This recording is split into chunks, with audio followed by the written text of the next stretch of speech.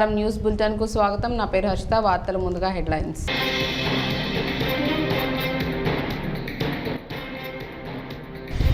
చంద్రబాబు అంటేనే వెన్నుపోట్లు మోసాలు అబద్ధాలు టంగుటూరు ప్రచారంలో విమర్శించిన సీఎం వైఎస్ జగన్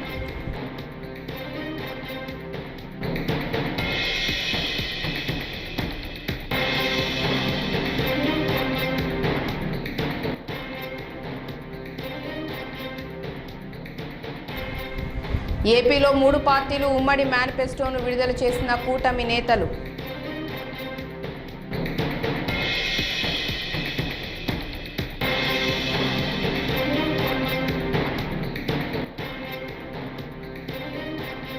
ఇవి న్యాయానికి నేరానికి మధ్య జరుగుతున్న ఎన్నికలని వ్యాఖ్యానించిన వైఎస్ షర్మిల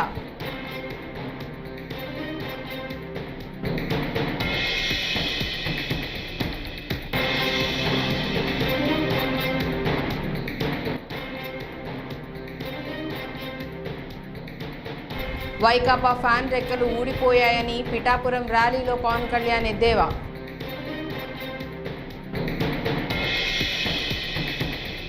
వార్తల్లో ముందుగా వ్యవసాయం విద్య వైద్యం అభివృద్ధి విషయంలో చంద్రబాబుది బోగస్ రిపోర్ట్ అయితే మీ బిడ్డ జగన్ది ప్రోగ్రెస్ రిపోర్ట్ అని సీఎం వైఎస్ జగన్ అన్నారు 2014 ఎన్నికల్లో ఇచ్చిన హామీలను తుంగలో తొక్కారని రైతుల రుణాలు డ్వాక్రా రుణాలు మాఫీ చేస్తానని మాట తప్పారని అన్నారు మనం 2019లో ఇచ్చిన వాగ్దానాలు 99% పూర్తి చేసి ధైర్యంగా మీ ముందుకు వచ్చి ఓటు అడుగుతున్నామని అన్నారు వచ్చే ఎన్నికల్లో పేదల వ్యతిరేకి చంద్రబాబును చిత్తుగా ఓడించాలని సంక్షేమం కొనసాగాలంటే మీ బిడ్డకు మద్దతుగా నిలవాలని 2 ఓట్లు ఫ్యాన్ గుర్తుపై నొక్కి ఆశీర్వదించాలని సీఎం వైఎస్ జగన్ కోరారు ప్రకాశం జిల్లా కొండేపి నియోజకవర్గం టంగుటూరులో ఏర్పాటు చేసిన ఎన్నికల ప్రచార సభలో సీఎం వైఎస్ జగన్ పాల్గొని ప్రసంగించారు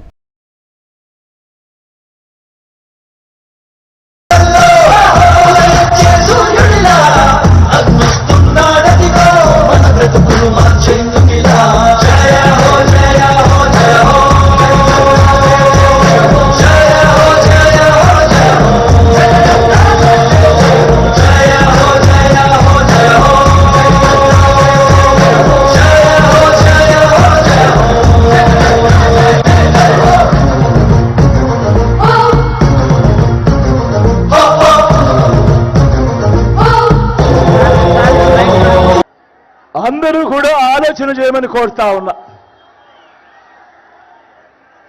గతంలో ఎప్పుడూ కూడా జరగని విధంగా ప్రతి ఒక్కరూ కూడా నేను చెప్పేటివి బాగా ఆలోచన చేయమని కోరుతా ఉన్నా గతంలో ఎప్పుడూ కూడా జరగని విధంగా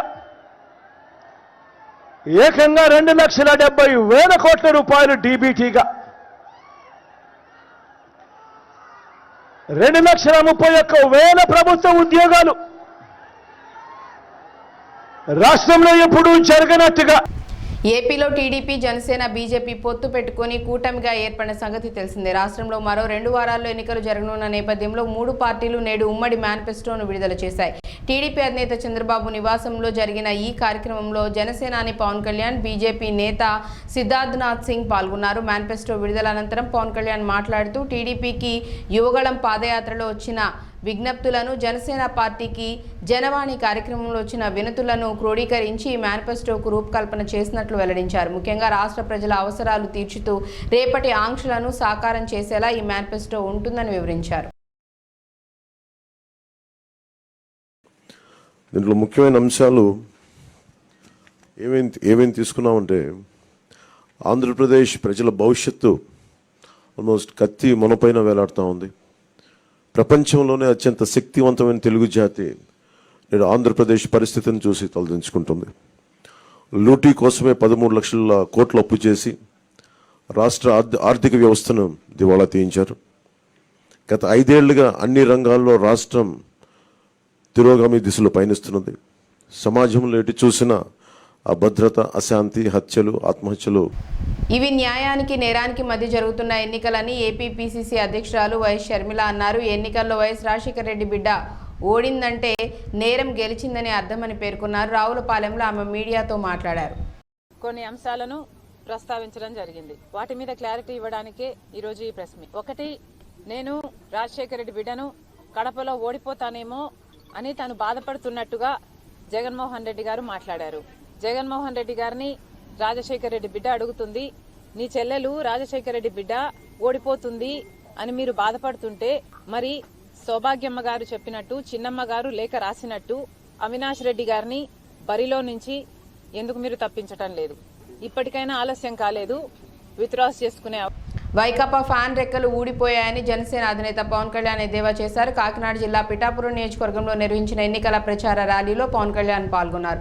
పవన్ ర్యాలీలో భారీగా తెదేపా, బీజేపీ, జనసేన కార్యకర్తలు పాల్గొన్నారు. ఆ రోజున కూడా తెలుగుదేశం నరేంద్ర మోదీ గారి నాయకత్వం బీజేపీకి ఎందుకు సహకరించాను, ఎందుకు మద్దతు ఇచ్చానడానికి ఆ రోజు నాకు అవకాశం ఉండి కూడా పోటీ చేయాలి. ఆ రోజున నేనేం ఆశించను, నేను ఆశించేదల్లా ఒకటే, రాష్ట్రం బాగుండాలి. రాష్ట్ర విభజన జరిగిన తర్వాత మన ఉపాధి అవకాశాలు కానీ మన నిధులు మనకి కొరత ఉంది, ఇవన్నీ సరితీసుకోవాలి, బలమైన నాయకత్వం ఉండాలి అన్న ప్రయత్నం. చంద్రబాబు గారిని అరెస్ట్ చేసినప్పుడు మీరు కూడా ఆలోచించండి స్వార్థంగా. ఆ పరిస్థితులు ఇంకో పార్టీ నాయకుడు ఏం చేస్తాడు, మొత్తం ఆయన బాగుండాలి, తొందరగా బయటికి రావాలని తెలియదు చెప్పి బయటకు వచ్చేస్తాడు. పార్టీని ముందుకు తీసుకెళ్ళాలి. మీరు చెప్పండి, ఇది అవునా కాదా సార్? ఇది సహజంగా కాదు. కానీ ఎందుకు చేశానంటే ఇందాక వర్మ గారు చెప్పినట్టుగా మీరందరూ ఒక పార్టీని నమ్మి దోచేయడం, దాచేయటమే జగన్ ఎజెండా అని జనసేన రాష్ట్ర ప్రధాన కార్యదర్శి నాగబాబు విమర్శించారు. జగన్ అవినీతి అక్రమాలపై ఆయన ఓ వీడియో విడుదల చేశారు. 10వ తరగతి పరీక్ష పత్రాల లీకేజీ నుంచి నేర చరిత్ర మొదలుపెట్టిన జగన్ తండ్రి అధికారాన్ని అడ్డుపెట్టుకుని వేల కోట్లు దోచుకున్నారని ఆరోపించారు. ఇన్ని రకాల కేసులు ఎదుర్కొంటున్న వ్యక్తికి రాష్ట్రాన్ని పాలించే హక్కు లేదని అన్నారు. నేర మనస్తత్వం ఉన్న జగన్ కు ప్రజల మంచి కోరే పవన్ కళ్యాణ్ కు చాలా వ్యత్యాసం ఉందని వివరించారు. ఇన్ని ఘోరాలు చేసిన జగన్ కు అడ్డుకట్ట వేయటం ప్రజల చేతిలో ఉందని అన్నారు. అందుకే ఎన్డీఏ కూటమిని గెలిపించాలని కోరారు. అతను ఒక పక్కా వ్యాపారి, సమాజం మీద బాధ్యత లేదు, పేదల బాధలు తెలియవు. అతనిలో నరనరాన పెత్తందారి పోకడలు నిండిపోయి ఉన్నాయి. అసలు అతని చరిత్రే నేరమయం. శివశివాని స్కూల్ విన్యాసంతో పాటు సింహాద్రిపురం పోలీస్ స్టేషన్లో ప్రకాష్ బాబు అనే ఎస్ఐ మీద దాడి చేసిన దౌర్జన్యకాండ కూడా మన వాడి చరిత్రలో రాసి ఉంది. కర్మ ఏంటంటే ముఖ్యమంత్రి హోదాలో సింహాద్రిపురం పోలీస్ స్టేషన్ కొత్త బిల్డింగ్ను జగన్ ప్రారంభించడం. అసలు జగన్ మీద ఉన్నన్ని కేసులు, ఛార్జ్ షీట్లు ఏ ముఖ్యమంత్రి మీద ఉండి. తెలంగాణ ముఖ్యమంత్రి రేవంత్ రెడ్డికి ఢిల్లీ పోలీసులు సమన్లు జారీ చేయడం ఆశ్చర్యం కలిగించిందని సిపిఐ జాతీయ కార్యదర్శి కె నారాయణ అన్నారు. హైదరాబాద్ హిమాయత్ నగర్లో ఏర్పాటు చేసిన మీడియా సమావేశంలో ఆయన మాట్లాడారు. ఒకవేళ సీఎం రేవంత్ రెడ్డిని అరెస్ట్ చేస్తే మోదీ పతనం ప్రారంభమైనట్లేనని హెచ్చరించారు. పలు కేసుల్లో చాలా ఏళ్లుగా బెయిల్పై ఉంటున్న ఏపీ ముఖ్యమంత్రి జగన్ జోలికి బీజేపీ ఎందుకు వెళ్లటం లేదని ప్రశ్నించారు. ఇప్పుడు ఎన్నికల్లో బిజీగా ఉన్నారు. ఇప్పుడు ముఖ్యమంత్రిని ఢిల్లీకి రమ్మని చెప్పడం అంటే అర్థం ఏంటంటే మీ క్యాంపెయిన్ ఆపేసుకొని డిస్టర్బ్ చేసామని చెప్పాలి. సైకలాజికల్గా బెదరగొట్టడం. అవసరమైతే ఆయన కూడా లోపలేసి మూడో ముఖ్యమంత్రి ముచ్చటగా జైల్లో ఉండడానికి ఏర్పాటు చేయడానికి ప్రయత్నించవచ్చు. నేను ఆ విషయం ముఖ్యమంత్రి ఆయన అరెస్ట్ చేసిన మంచిది. ప్రైమ్ మినిస్టర్, హోమ్ మినిస్టర్ ఇద్దరు కలిసి రేవంత్ని అరెస్ట్ చేస్తే ఈడ జీరంగ పెట్టలాగా ఉన్నాడు, ఊరికి వాగుతున్నాడు, లోపలేద్దామని వేస్తే మంచిదే. ఆ విధంగా వేస్తే ఇంకా మోడీ పతనం ప్రారంభమవుతుంది. ఈ జీరంగ పెట్టలాంటి ఇంకా పైకి వస్తాడు. ఒక విధంగా అది మంచిదే. తాడిపత్రిలో ముఖ్యమంత్రి జగన్మోహన్ రెడ్డి పర్యటన సందర్భంగా చిరు వ్యాపారుల పొట్ట కొట్టారని పట్టణ మున్సిపల్ చైర్మన్ జేసీ ప్రభాకర్ రెడ్డి ఆగ్రహం వ్యక్తం చేశారు. చిరు వ్యాపారులపై స్థానిక ఎమ్మెల్యే ఫ్యాక్షనిజం చూపిస్తున్నారని మండిపడ్డారు. ముఖ్యమంత్రి జగన్ పర్యటన సందర్భంగా తాడిపత్రి పట్టణంలో గత 3 రోజులుగా ఆంక్షలు విధించారని, రోడ్డు పక్కన ఉన్న చిరు వ్యాపారుల దుకాణాలను మూయించారని, చిన్న రేకుల షెడ్లను సైతం కూల్చివేశారని, దీంతో చిరు వ్యాపారులు దిక్కుతోచని స్థితిలో ఉండిపోయారు. దీనిపై తాడిపత్రి మున్సిపల్ చైర్మన్ జేసీ ప్రభాకర్ రెడ్డి తీవ్ర స్థాయిలో స్పందించారు. ఓట్లు వేసినందుకు చిరు వ్యాపారులకు ఇచ్చే బహుమతి ఇదేనా అంటూ ప్రశ్నించారు. స్థానిక ఎమ్మెల్యే అరాచకం తప్ప అభివృద్ధి లేదని, తాడిపత్రి పట్టణాన్ని నాశనం చేశారని ఆగ్రహం వ్యక్తం చేశారు. రోడ్డు పక్కన చిరు వ్యాపారుల పొట్ట కొట్టారని మండిపడ్డారు. మా జగన్ రెడ్డి ఏం చెప్తాడు? ధనికులు పేదలు, ఆయన ధనికుతూ ఒత్తాసు పలుకుతాడు. నిన్న మీటింగ్ పెట్టినారు. ఏడ పెట్టినారు మీటింగు? ఆడ. ఈడ బీదోళ్ళు బతుకుంటారు. ఏమి టీ, గోబీ, దోశలు, ఇడ్లీ అవన్నీ అమ్ముకొని బతుకుంటే వాళ్ళ షెడ్డు ఆయనకి ఏమైందో నాకు అర్థం కాలే. ఈ షెడ్డు తీసేస్తా.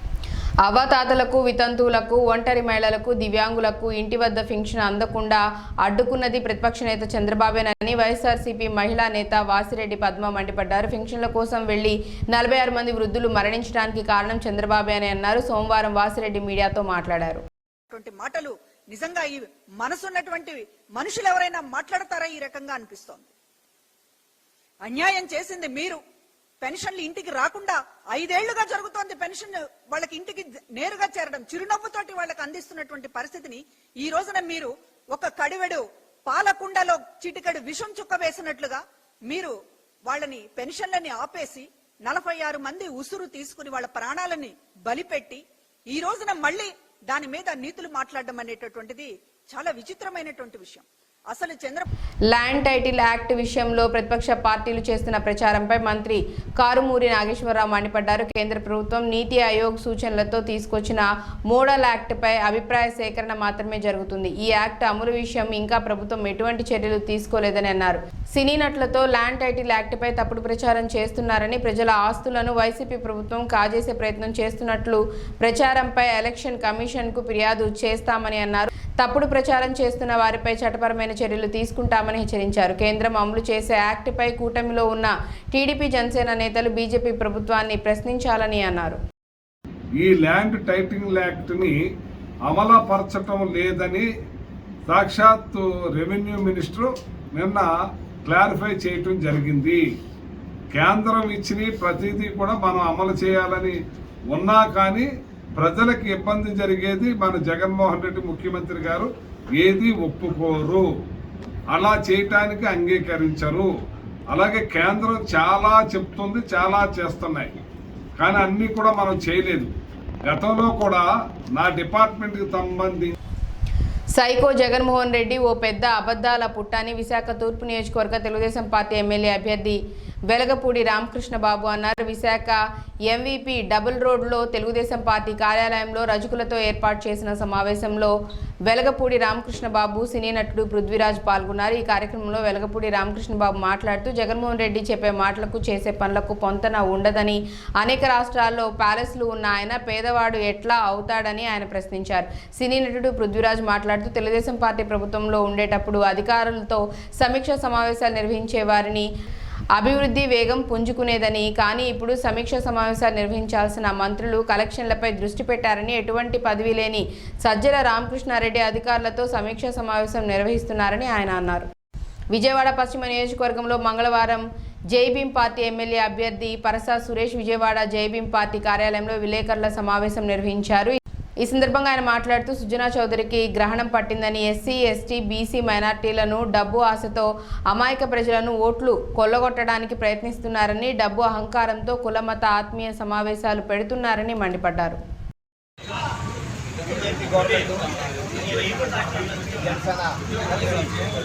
కుట్రపూరితమైన వాతావరణాన్ని రాష్ట్రంలో చేయాలని చెప్పని ఆ కుట్రలో భాగమే ఈ రోజున పశ్చిమ నియోజకవర్గంలో గ్రహణం పట్టినట్టు సుజనా గ్రహణం అనేది పశ్చిమ నియోజకవర్గంలో పట్టింది. ఈ సుజనా గ్రహణం అనేది సూర్య చంద్రులను మింగేసి ఉమ్మడి చిత్తూరు జిల్లా పరిధిలో పోటీ చేసే అభ్యర్థుల సంఖ్య తేలిపోయింది. తిరుపతి కలెక్టర్ ఎన్నికల అధికారి ప్రవీణ్ కుమార్ తిరుపతిలో మాట్లాడుతూ తిరుపతి జిల్లాలోని 7 అసెంబ్లీ నియోజకవర్గాల్లో 200 మంది నామినేషన్లు వేయగా అందులో 47 తిరస్కరణకు గురైనట్లు చెప్పారు. సోమవారం 20 మంది విత్డ్రా చేసుకోగా 133 మంది తుది పోరులో నిలిచారని అన్నారు. అలాగే చిత్తూరు జిల్లాలోని 7 నియోజకవర్గాలకు తుది పోరులో 59 మంది ఉన్నారు. ఈరోజు ఫైనల్ విత్డ్రావల్ పూర్తి అయింది. మన జిల్లాలో తిరుపతి పార్లమెంట్ కాన్స్టిట్యున్సీ, అదేవిధంగా 7 అసెంబ్లీ కాన్స్టిట్యున్సీ సంబంధించి నామినేషన్, స్క్రూటినీ, తర్వాత విత్డ్రావల్ ఈరోజు పూర్తి చేయడం జరిగింది. అదేవిధంగా సింబల్ అలాట్మెంట్ కూడా ఇప్పుడు పూర్తి చేయడం జరిగింది. సో ఇప్పుడు final list of the contesting candidates ఇప్పుడు తయారు చేయడం జరుగుతూ ఉంది. దాదాపుగా అన్ని కాన్స్టిట్యున్సీలో పూర్తి చేశారు. ఎలక్షన్ కమిషన్ ఇచ్చిన గైడ్ లైన్స్ ప్రకారం ఈ వార్తలు ఇంతటితో సమాప్తం. నమస్కారం.